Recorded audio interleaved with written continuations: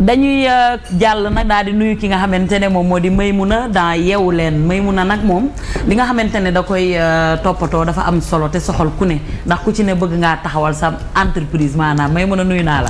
Kebs maa ngi lay fay di nuyu sama mbokk sénégalais yi ñuy seetaan yëpp à travers le Sénégal et à l'étranger. Bijou, ça va? Bonjour Maïmouna. Bien réveillée? Ça va, oui, et toi? Bien, merci. Joséphine. Bonjour Maïmouna. Bonjour, ça va? Tu vas bien? Bien, merci. Maymuna yeewu leen yeewu nga bu baax j'espère tey.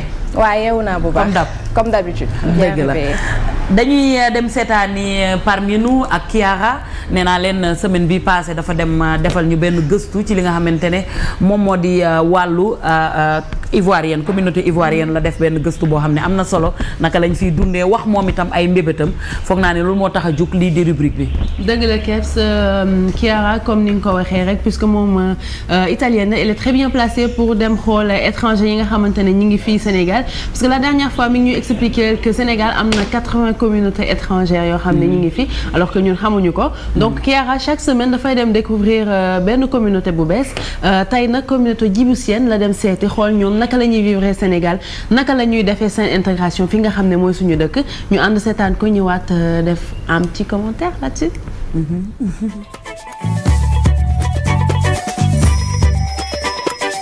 Djibouti, Djibouti, Djibouti. Bienvenue Sénégalais à la rubrique Parmi nous. Aujourd'hui, je vais vous poser deux petites questions. Est-ce que vous savez combien de pays il y a en Afrique? Et est-ce que vous connaissez où se trouve Djibouti? J'attends. Je te sûr, vous ne savez pas. Donc, allez-y à la découverte d'Ahmed, un Djiboutien qui habite ici au Sénégal.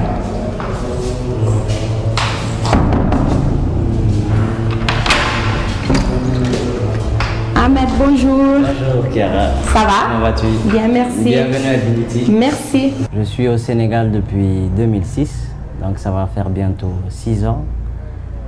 J'ai un bac en commerce que j'ai pris à Djibouti. Bon, ma route est un peu longue, hein. Je suis allé au Maroc, j'ai fait 1 an en commerce, ça n'a pas marché. Et c'est là que j'ai choisi le Sénégal pour venir étudier les lettres.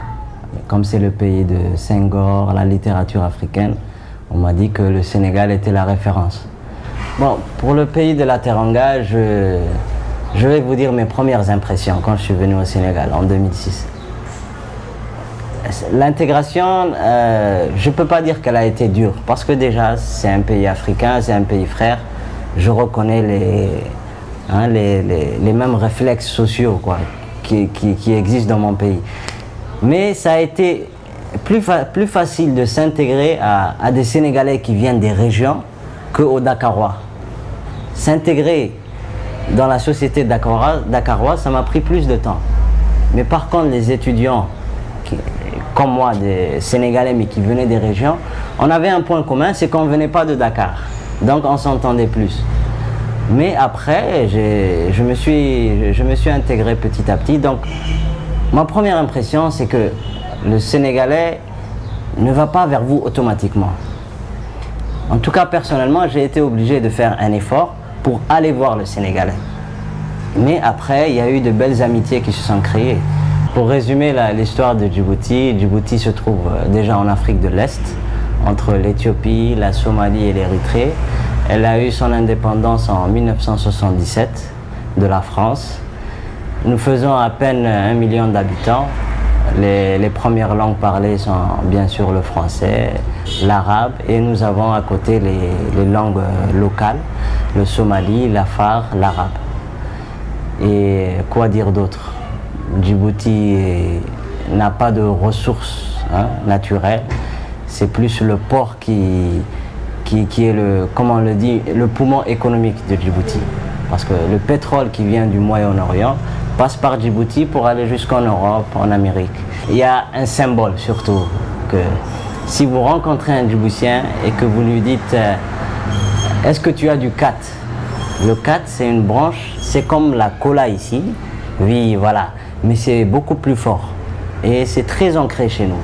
Les gens mâchent ça, ils tirent le jus et les jus leur donnent un effet comme si vous planiez un peu. Et donc c'est devenu un phénomène hein, de société chez nous. J'ai été d'ailleurs dans l'association des étudiants djiboutiens ici. Elle existe depuis, on va dire, 2003 hein, maintenant. Et aujourd'hui, nous atteignons 300, à peu près 300, hein, pour faire une approximation. 300 étudiants. Des habits particuliers, oui, mais bon, je vais vous montrer. Et justement, ça aussi, quand on porte cet habit, il y a un problème. C'est que le Sénégalais rigole beaucoup, tout comme la Sénégalaise. Et je vais vous expliquer pourquoi. Et ça va m'aider à lancer un message. Donc, attendez. Donc ça, c'est... Donc comme je suis un homme, hein, je vais vous montrer un habit masculin. On appelle ça le Fouta. C'est le Fouta. Hein. Ça n'a rien à voir avec la région du Fouta du Sénégal. Et donc c'est une sorte de pagne. Bon, je ne sais pas si là je peux le porter avec le... Hein? Oui, je vais essayer. Donc on le met comme ça. Je vais le faire rapidement, hein, mais bon. Attends, là j'ai la corde. Ouais. Attendez, j'ai un peu le câble qui me vient, mais bon. Là, pour faire rapidement, c'est ça. On fait ça. Des fois, on peut le fermer avec une ceinture. Et s'il vous plaît, je m'adresse aux Sénégalais. Hein? Ouais. Voilà. Et donc ça, c'est... Chez nous, tout le monde porte ça. Du fonctionnaire à l'ouvrier, mais c'est que les hommes qui portent ça. On appelle le Fouta.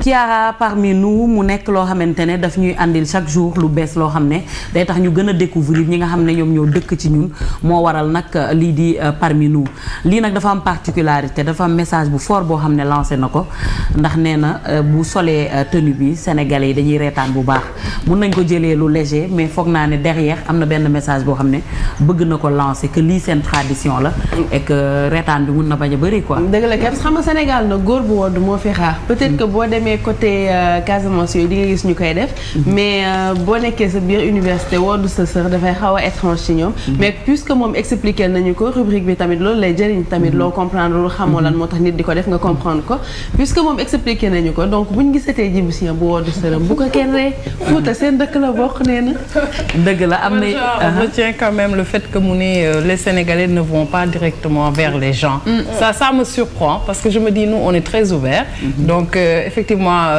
doo gis sa bopp étranger yi ñooy gis ñun naka lañ mel donc su waxee loolu je trouve ça très surprenant que ñun on va vers les gens on fait pas ça mais quand même je trouve que on les intègre bien.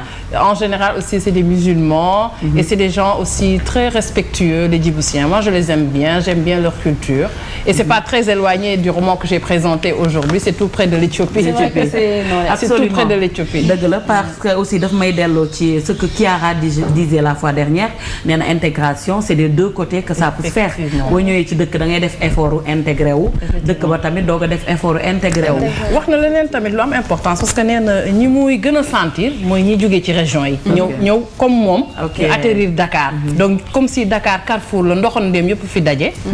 au même titre que les étrangers ils se sentent plus proches nee na dès le début avec mieux avec les gens qui venaient des régions et puis petit à petit ils s'est intégré. Maïmouna.